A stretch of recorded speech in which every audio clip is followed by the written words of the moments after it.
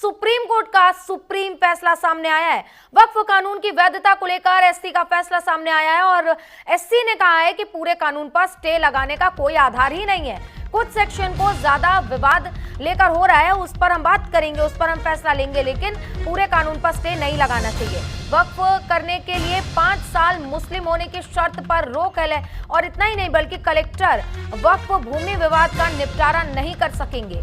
यानी कि वक्फ की भूमि का निपटारा केवल और केवल ट्रिब्यूनल में ही होता था, लेकिन अब देखिए कलेक्टर के पास ये जो अधिकार दिया जा रहा था वक्फ कानून के दायरे में ही आ रहा था, अब उसके तहत कहा गया है कि कलेक्टर इसका निपटारा नहीं कर सकेंगे।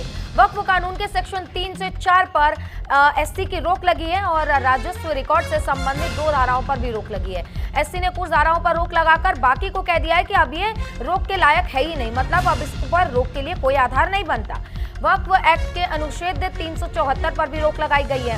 वक्फ बोर्ड में 3 से ज्यादा मुस्लिम सदस्य ना हो, इसका भी ध्यान रखने के लिए सुप्रीम कोर्ट ने कहा है। इतना ही नहीं, मुस्लिम समुदाय से ही मेंबर बनाने की कोशिश होनी चाहिए और मामला ट्रिब्यूनल में जाना चाहिए। मामला ट्रिब्यूनल में पहले भी जाता था, लेकिन सुप्रीम कोर्ट में जाने के बाद से चीजें चेंज होनी थी, लेकिन सुप्रीम कोर्ट ने अपने फैसले को कहीं कहीं पर चेंज करते हुए बाकी को वैसे ही बरकरार रखा है। हमारे साथ ज्यादा जानकारी के साथ अली शरर हमारे संवाददाता जुड़ गए, उनके ओर रुख करेंगे। अली, एक सुप्रीम फैसला आज कोर्ट ने सुना है वक्फ कानून को लेकर, क्या क्या चीजें कोर्ट ने इस दौरान कोर्ट की?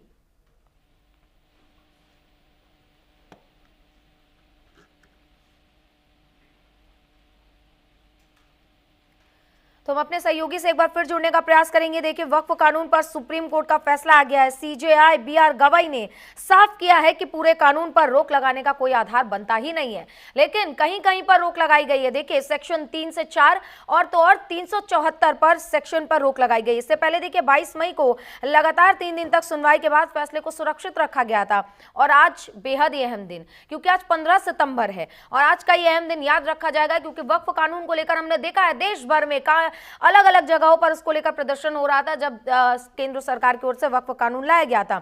हालांकि लोकसभा में पास होने के बाद राज्यसभा में भी ये पास हुआ और उसके बाद देखिए राष्ट्रपति के पास मंजूरी के लिए गया, लेकिन इसी दौरान जो कोर्ट में याचिकाएं डाली गई थी उन याचिकाओं के तहत इस पर रोक लगा दी गई और जब तक याचिकाओं पर सुनवाई होती, यानी कि 22 मई को 3 दिनों तक लगातार इस पर सुनवाई हुई, उसके बाद कोर्ट ने इसको सुरक्षित रखा था।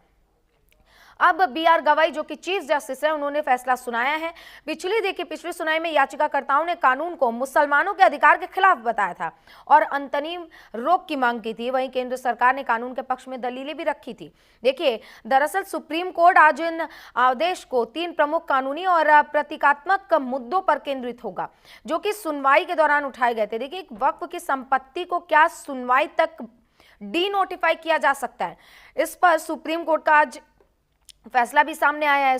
सुनवाई के दौरान देखिए वक्फ के सदस्य से जुड़ा दूसरा मुद्दा भी उठाया गया था, जिसमें कहा गया था कि बाहर के जो सदस्य हैं, यानी कि इसमें गैर मुस्लिम सदस्य भी हो सकते हैं। उसको लेकर देखिए सुप्रीम कोर्ट ने साफ कर दिया है कि 3 से ज्यादा गैर मुस्लिम सदस्य नहीं हो सकते और तो और कोशिश ये होनी चाहिए कि मुस्लिम सदस्य ही उसमें रखे जाए। और इस मुद्दे पर देखिए कलेक्टर की जांच के बाद एक और जो मामला सामने आ रहा था के दौरान संपत्ति को वक्फ की संपत्ति नहीं माना जाएगा। अब इस मुद्दे पर भी सुप्रीम कोर्ट ने आज साफ कर दिया है कि कलेक्टर ये डिसाइड या फिर ये फैसला वो नहीं करेंगे, ये वो जांच के बाद वो आदेश नहीं देंगे कि संपत्ति कहां जानी चाहिए, किसकी ये संपत्ति है। तो देखिए लगातार इस चीज को लेकर पूरे देश में विवाद चल रहा था और आज सुप्रीम कोर्ट में ये सुनवाई हुई है। खास बात ये भी है कि सुप्रीम कोर्ट जिन याचिकाओं पर अंतरिम फैसला सुना रही थी, उसको लेकर देखिए संसद में भी अधिनियम पारित किया गया था। संशोधन की संवैधानिकता को चुनौती देने के लिए ये याचिकाएं दायर की गई थी। जैसा कि मैंने बताया कि ये कानून पास हो चुका था, केवल और केवल राष्ट्रपति के मोहर के इंतजार थी, उसके बाद ये बिल पास होकर कानून बन जाता। लेकिन सुप्रीम कोर्ट में याचिकाओं के तहत इस पर सुनवाई होने लगी और उसके बाद इन तमाम चीजों पर रोक लगा दी गई। अंतरिम इस पर रोक लगाने की बात हो रही थी, लेकिन सुप्रीम कोर्ट ने 22 मई को जब इस पर सुनवाई की थी 3 दिनों तक कंटिन्यू, उसके बाद सुप्रीम कोर्ट ने फैसला सुरक्षित रखा था और आज ये बड़ा फैसला सुप्रीम कोर्ट ने सुनाया। और देखिए इस मामले में 3 दिन लगातार सुनवाई होने के बाद दोनों पक्षों से दलीलें सुनी गई थी, यानी कि मुस्लिम पक्ष की भी दलीलें कोर्ट ने सुनी, उसके बाद सरकार की तरफ से जो दलीलें दी गई उन्होंने सुनी। और हमारे सहयोगी अली शरर हमारे साथ जुड़ गए, ज्यादा जानकारी के साथ उनका रुख करेंगे। अली, कोर्ट ने आज अपने फैसले के दौरान क्या क्या अहम चीजों को कोट किया है? देखिए सुचित्रा, ये पूरा मामला 22 मई को ही सुनवाई के दौरान पूरा कर लिया गया था, लेकिन न्यायाधीश ने पूरी तरह से फैसले को सुरक्षित रखते हुए 15 सितंबर का दिन रखा था फैसला सुनाने का।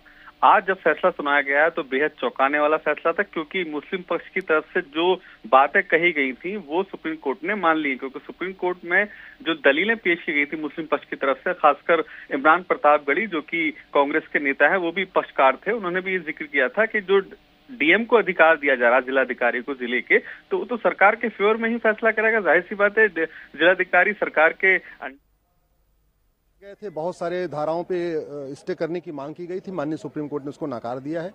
केवल उनको इतनी रिलीफ मिली है कि जो नए वाले कानून में व्यवस्था थी कि जो 5 साल तक प्रैक्टिसिंग मुस्लिम होगा वही वक्फ कर पाएगा, उसको माननीय सुप्रीम कोर्ट ने स्टे किया है। बाकी और सारी मांगें नकार दी गई हैं। जहां तक बात ये थी कि ये डीएम के यहाँ सुनवाई होगी या ट्रिब्यूनल में, उस पर भी स्पष्ट कर दिया है कि जो मामले ट्रिब्यूनल में चल रहे हैं उसकी ट्रिब्यूनल में ही सुनवाई होती रहेगी, लेकिन जो नया आएगा विषय वो डीएम के सामने जा सकता है, या वो आदमी कोई ट्रिब्यूनल में ले जाना चाहे तो ट्रिब्यूनल में भी, उसमें कोई अभी तक रोक नहीं लगाई है। तो इस फैसले का मैं स्वागत करता हूं। मैं आशा करता हूं कि माननीय सुप्रीम कोर्ट जल्दी से इसकी फाइनल हियरिंग कर देगा और इसका फाइनल डिसीजन भी जल्दी आ जाएगा। कुछ वर्गों को संरक्षण देने की आवश्यकता है, कोर्ट ने ये भी कहा। देखिए, बहुत सीधी सी बात है, वक्फ का मामला इतने दिन से है और लगभग 40 लाख एकड़ जमीन पे, देश भर में 40 लाख एकड़ जमीन पे वक्फ बोर्ड ने कब्जा अपना दावा ठोक रखा है। ये कोई छोटी मोटी जमीन नहीं है, 2 एकड़ 4 एकड़ की मामला नहीं है, 40 लाख एकड़ का मामला है। तो इसके ऊपर पूरे देश में कानून होना चाहिए, और जो नया कानून आया है मैं उसका समर्थन करता हूं, इसीलिए मैंने पीआईएल फाइल किया था। नया वाला कानून पूरी तरीके से इम्प्लीमेंट हो चुका है, उस पे माननीय सुप्रीम कोर्ट ने रोक लगाने से मना कर दिया है, इसलिए अब जो नए डिस्प्यूट होंगे वो नए वाले कानून के अंतर्गत जाएंगे। केवल एक मामले पे रोक लगाई है कि 5 साल की वक्फ वही कर पाएगा कि जो 5 साल प्रैक्टिस होगा, उस वाली धारा पे रोक लगा दी है। तो पीआईएल मैन ऑफ इंडिया यानी कि अश्विनी उपाध्याय को सुन रहे थे आप, जिन्होंने पीआईएल दायर किया था, और पीआईएल दायर करने के बाद आज इस चीज को लेकर पूरी सुनवाई हुई है। हमारे सहयोगी अली शरण हमारे साथ बने हुए। जी अली, अपनी बात पूरी कीजिए। देखिए सुचित्रा, जैसे कि मैं जिक्र कर रहा था उसी को आगे बढ़ाते हुए अभी जो पक्षकार बोल रहे थे वो भी यही कह रहे थे, हालांकि जो संसद में नया कानून पास किया गया है, वक्फ संशोधन कानून, उसी को लेकर की ये जो पीआईएल दाखिल की गई थी, सुप्रीम कोर्ट में दाखिल की गई थी, इसमें 2 पक्षकार थे। एक मुस्लिम पक्षकार जिसमें इमरान प्रतापगढ़ी भी हैं। हालांकि अभी इमरान प्रतापगढ़ी ने सुप्रीम कोर्ट में के बाहर निकलते हुए बयान दिया है कि वो इससे पूरी तरह सहमत हैं, क्योंकि 3 मुख्य मांगों पर सुप्रीम कोर्ट ने रोक लगा दी है। पहली कि जिलाधिकारी अब कोई निर्णय नहीं लेंगे जो पुराने विचाराधीन मामले हैं। दूसरा कि जो 5 साल से पुराना, क्योंकि जो 5 साल प्रैक्टिस मुस्लिम होंगे, उसका मैं आपको बता दूं विस्तार से दर्शकों को, कि 5 साल तक अगर कोई मुस्लिम है तो वो वक्फ कर पाएगा, यानी कि धर्म परिवर्तन कराने के बाद जो चीजें आती थी सामने उसको भी पूरी तरह रोक लगा दी गई है। तीसरा निर्णय ये है कि जो अभी तक सुप्रीम कोर्ट में मामले विचाराधीन हैं वो अब जिलाधिकारी की कोर्ट में नहीं जाएंगे, वो जहां चल रहे थे वहीं चलते रहेंगे। इस बात को लेकर के मुस्लिम पक्ष की तरफ से बहुत उम्मीद है और वो कह रहे हैं कि फैसला सराहनीय है। इसी को लेते हुए अभी फैसला आना बाकी है डिटेल में पूरा, क्योंकि बहुत लंबी कॉपी है, उसमें जिस तरह से 3 मुख्य बिंदु आए हैं जिसका जिक्र मैंने आपसे किया है अभी। बिल्कुल, क्योंकि देखिए जनहित याचिकाएं दायर की गई थी, इसके बाद से सुप्रीम कोर्ट में सुनवाई हुई थी, 3 दिनों तक कंटिन्यू सुनवाई के बाद फैसला सुरक्षित किया गया था। पर अली, यहाँ पर भी देखना होगा, क्योंकि जिस तरीके से अभी थोड़ी देर पहले हम अश्विनी उपाध्याय को सुन रहे थे, उन्होंने ये बात साफ कही कि 2-4 एकड़ का नहीं बल्कि 40 लाख एकड़ का मामला है, जो कि छोटी मोटी जमीन नहीं होती। रेलवे के बाद अगर हम बात करें तो वक्फ बोर्ड के पास ही इतनी सारी जमीन है। आखिर इतनी सारी जमीनें कब आई, कैसे आई, ये जो तमाम चीजें थी, और जो डिजिटलाइजेशन को लेकर बात हो रही थी बार बार वक्फ कानून में, इसको लेकर सुप्रीम कोर्ट की ओर से कोई प्रतिक्रिया सामने आई क्या? देखिए, जब सुप्रीम कोर्ट में 3 दिवसीय बाकायदा पूरी सुनवाई चल रही थी और 22 मई को ये फैसला सुरक्षित रखा गया था 15 सितंबर को सुनाने के लिए, उस दौरान ही तमाम पक्ष रखे गए थे, तमाम दलीलें पेश की गई थी, 40 लाख एकड़ जमीन का जिक्र किया गया था। उस दौरान ये जिक्र आया था न्यायाधीश के सामने, वो साफ किया था मुस्लिम पक्ष के अधिवक्ता ने कि किसी को अधिकार है, यानी कि अभी वक्फ है क्या, ये भी आपको समझना होगा, दर्शकों को समझना होगा। यानी कि अगर किसी व्यक्ति के पास कोई प्रॉपर्टी है और वो चाहता है कि उसके परिवार के लोग उस प्रॉपर्टी को बेच सकते हैं, वो गलत गतिविधि में इन्वॉल्व हैं, तो वो उस प्रॉपर्टी को वक्फ कर सकता है। यानी वक्फ का मतलब किसी वो धार्मिक स्तर के नाम पे कर दे, किसी ऐसे व्यक्ति के ट्रस्ट के नाम कर दे कि वो उसका जो पैसा आता रहेगा, महीने का किराया आता रहेगा, वो उसको जाता रहेगा, तो ये होता है वक्फ। 40 लाख एकड़ देश भर में अभी ऐसी भूमि है जिसका जिक्र अभी अश्वनी जो पक्षकार उन्होंने भी किया था। इसके साथ साथ कोर्ट में भी किया गया। तो जो पुराने मामले चलते चले आ रहे हैं, क्योंकि सैकड़ों मामले अलग अलग राज्यों में दर्ज हैं, अलग अलग वक्फ बोर्ड बनाया गया है, हर राज्य का अलग वक्फ बोर्ड है, उसमें सरकारी मशीनरी काम कर रही है, तो उसको लेकर के फिलहाल सुप्रीम कोर्ट ने कहा है कि जो मामले जैसे हैं वो चलते रहेंगे, लेकिन नया जो कानून आया है, अब कोई मामला है तो वो अपनी मर्जी से डीएम के पास जा सकता है, लेकिन किसी तरह का कोई अधिकार नहीं दिया गया है कि डीएम ही इसका फैसला करेंगे, क्योंकि कोर्ट अलग से है वक्फ बोर्ड का, तो कोर्ट ही डिसाइड करेगा कि आखिर आपकी सही पक्ष क्या है और उसके अनुसार उसको फैसला दिया जाएगा। तो ये कहा जा सकता है कि पूरी तरह से जो फैसला आया है इसको लेकर के मुस्लिम पक्ष भी खुश है और जो पक्षकार हैं वो भी खुश हैं। बिल्कुल अली, ये भी आपसे यहाँ पर समझना चाहेंगे कि ये जो कोर्ट ने फैसला लेने के दौरान धारा 3 और 4 जो सेक्शन था और 374 जो सेक्शन था, इन पर रोक लगाई। आखिर इन धाराओं में ऐसा क्या है जिनको लेकर रोक लगाई है सुप्रीम कोर्ट ने? देखिए, इन धाराओं का जो जिक्र था वो यही था कि अगर किसी पर कोई प्रॉपर्टी है तो वो उस प्रॉपर्टी को वक्फ, क्योंकि ये भी जिक्र किया गया था जब चर्चा चल रही थी, जब सुनवाई चल रही थी कि जबरन तरीके से किसी की प्रॉपर्टी को वक्फ बता देते हैं। इसी को लेकर के मुस्लिम पक्षकारों ने भी अपना पक्ष रखा था और जो पीआईएल दाखिल करने वाले हैं वैष्णु जी, उन्होंने भी अपना पक्ष बाकायदा जारी रखा। 3 दिन तक बाकायदा इस पूरे मामले में सुनवाई चली थी और इन तीनों धाराओं का जिनका आप जिक्र कर रहे हैं, इनको पूरी तरह से फिलहाल सुप्रीम कोर्ट ने रोक लगाते हुए कहा है कि एड्रेस करते हुए कोर्ट ने 4 बातें जो कही हैं जो इम्पोर्टेंट है। एक तो ये है कि जो वक्फ काउंसिल में जो मेंबर्स को वेग रखा गया था कि कौन आएगा, उसको लिमिट कर दिया है कि 4 से ज्यादा नॉन मुस्लिम नहीं हो सकते। उसी तरह वक्फ बोर्ड की जहां तक बात है, उसको भी काफी वेग रखा था स्टैट्यूट में, तो उसको भी लिमिट कर दिया गया है कि 3 से ज्यादा नॉन मुस्लिम नहीं हो सकते। जो 3 और मेन इश्यूज थे जिस पर यह कहा गया था कि चीफ एग्जीक्यूटिव ऑफिसर जो होते हैं सेक्शन 23 में, जो पहले मुस्लिम होते थे, उसके बारे में काफी बहस की गई थी। तो कोर्ट ने कहा है कि उसको हम अभी स्टे नहीं कर रहे हैं, लेकिन जहां तक हो सके गवर्नमेंट को कंसिडर करना चाहिए कि वो मुस्लिम हो तो बेहतर है।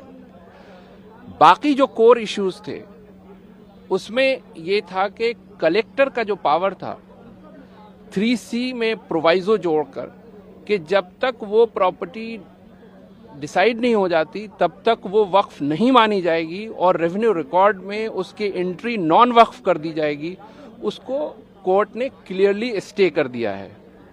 तो वो एक बहुत अच्छा ऑर्डर है वक्फ के प्रोटेक्शन के लिए, ये एक बहुत लैंडमार्क ऑर्डर है।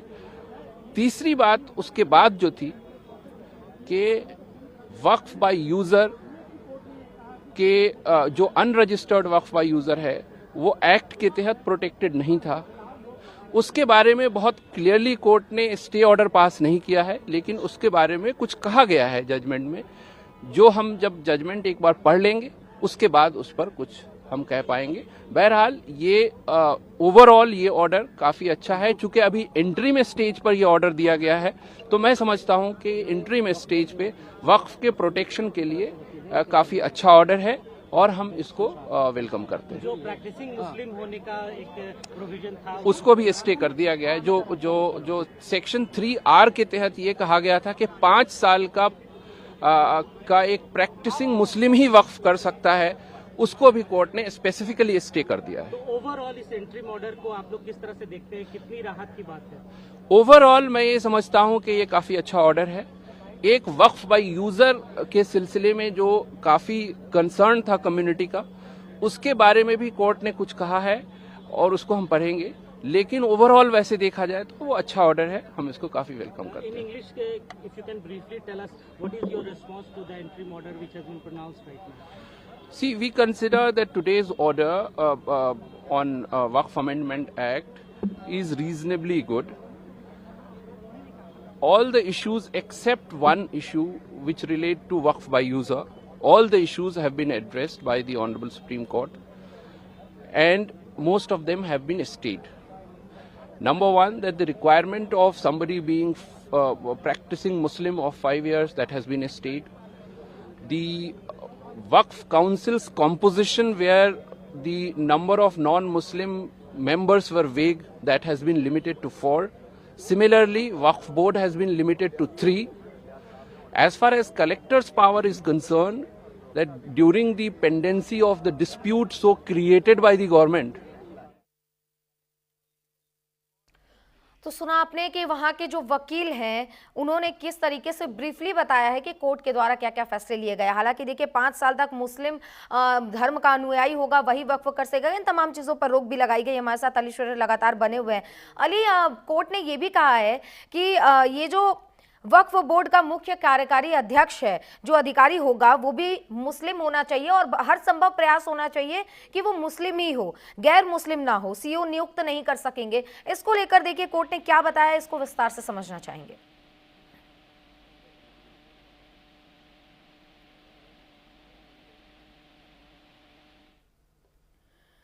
हमारे सहयोगी से संपर्क टूट गया, एक बार फिर से उनसे संपर्क करने का प्रयास करेंगे। देखिए, लेकिन इस बीच हम आपको बता दें कि सुप्रीम कोर्ट ने commented that instead of challenging the whole act, there are the 3-4 provisions which are being strayed, though they are being extremely important, and to somehow it is a bit of disappointment.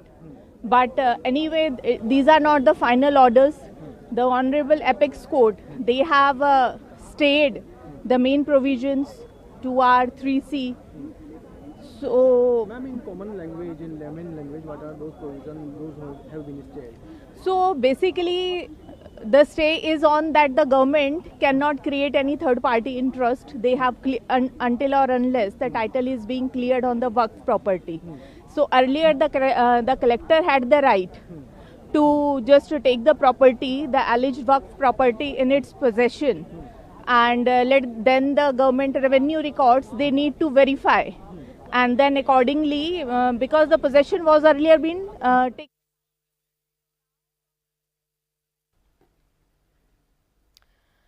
तो देखिए, इस फैसले के बाद, यानी कि supreme फैसले के बाद इमरान प्रतापगढ़ी का क्या कुछ कहना, आपको वो भी सुनवाते हैं। ये बहुत अच्छा फैसला है और सरकार की साजिश और सरकार की मंशा पर माननीय उच्चतम न्यायालय ने बड़े पैमाने पर रोक लगा दी है, अंकुश लगा दी है।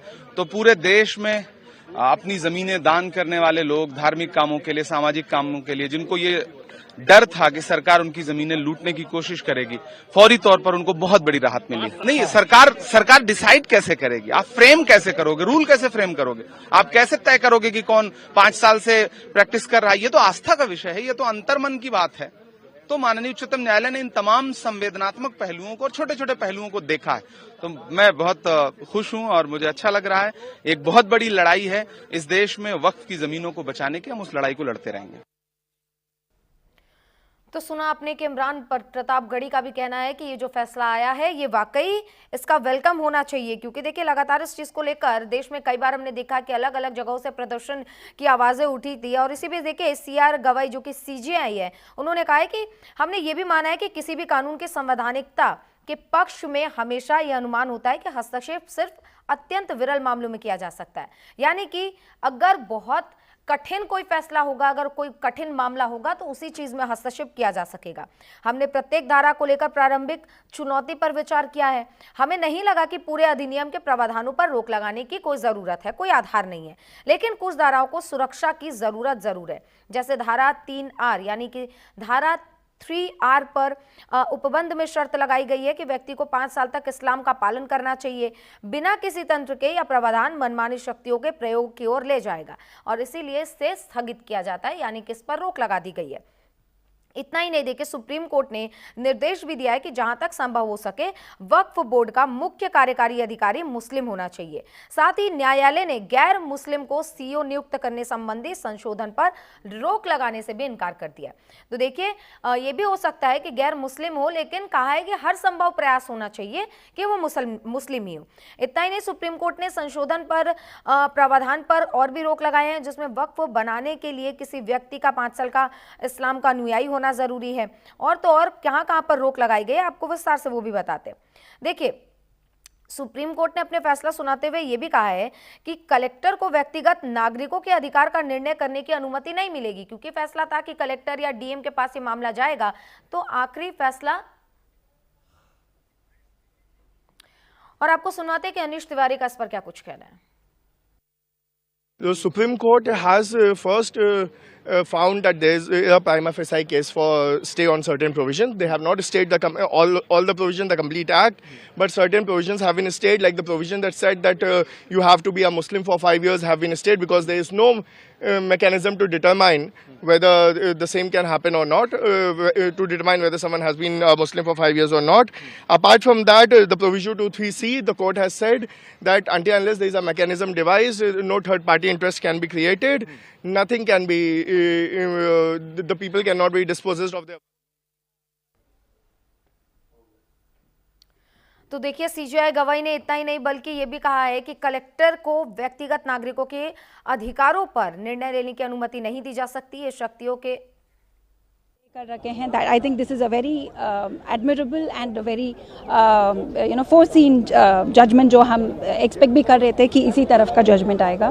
दूसरी तरफ से जो रिप्रेजेंटेशन के बारे में है, जो मुस्लिम्स का रिप्रेजेंटेशन जो बोर्ड में जो ज़्यादा होना है, I think that is a very fair stand जो सुप्रीम कोर्ट में लिया गया है। But apart from that, as a petitioner from the Tiruchendurai village, we are extremely happy for what the Supreme Court has not interfered.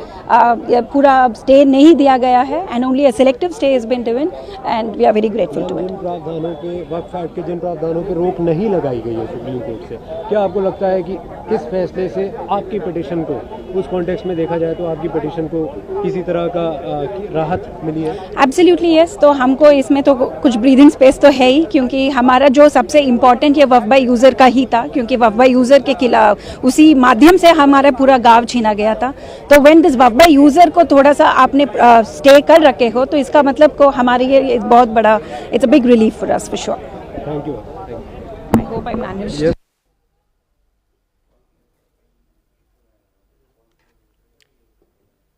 तो देखिए, अब कई लोगों के मन में ये भी सवाल उठ रहा होगा कि वक्फ बोर्ड को लेकर आखिर देश में इतना शोरगुल क्यों है, वक्फ बोर्ड को लेकर सुप्रीम कोर्ट में इतनी याचिकाएं क्यों हैं और आज सुप्रीम कोर्ट का ये फैसला कितना अहम क्यों है। तो आइए आपको पहले ये बता देते कि आखिर वक्फ बोर्ड है क्या।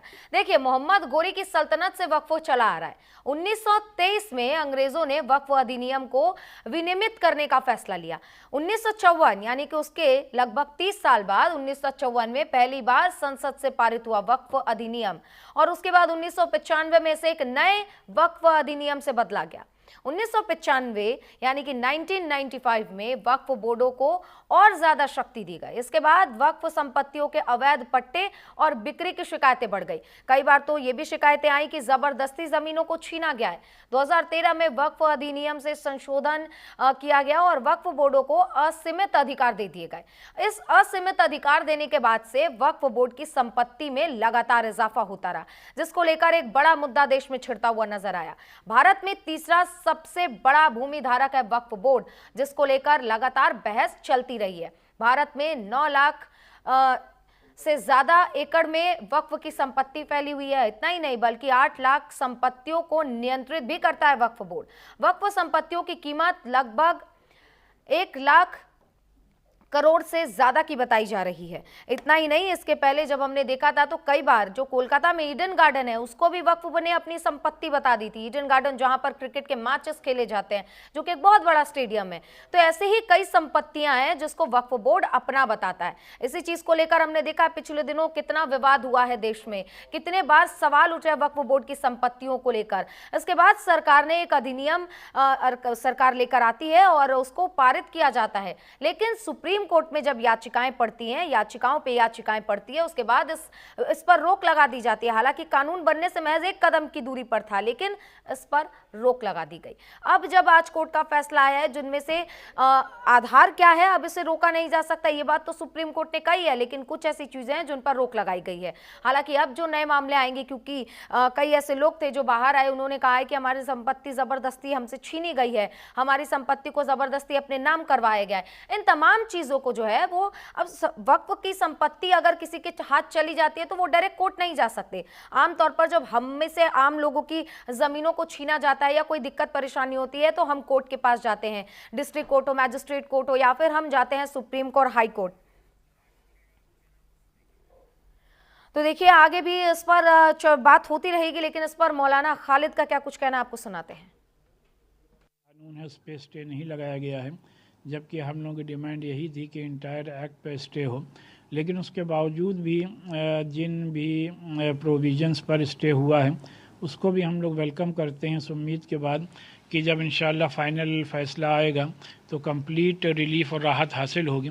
और ख़ासकर सेक्शन 3 और 4 पर जो स्टे हुआ है वो एक बड़ी जीत है। और 5 इयर्स प्रैक्टिसिंग मुसलमान होना चाहिए वक्फ करने के लिए, उस पर भी स्टे हुआ है। प्लस ये कि मुस्लिम मेंबर्स हों और अगर कोई कॉम्पिटेंट मुस्लिम ना मिले तब मेंबर नॉन मुस्लिम को बनाया जाए, ये एक बात कही गई है। और एक ये भी बड़ी रिलीफ है कि जो CEO हो वो मुस्लिम कम्युनिटी से ही हो। प्लस जो कलेक्टर को, डिस्ट्रिक्ट कलेक्टर को किसी भी प्रॉपर्टी को डिसाइड करने के लिए कि वक्फ है कि नहीं है, जो ओवर राइटिंग जुडिशियल पावर्स दिए गए थे उस पर स्टे है। तो इन सब का हम लोग वेलकम करते हैं इस उम्मीद के साथ कि इंशाल्लाह जब फाइनल डिसीजन आएगा तो एक बड़ी राहत हासिल होगी।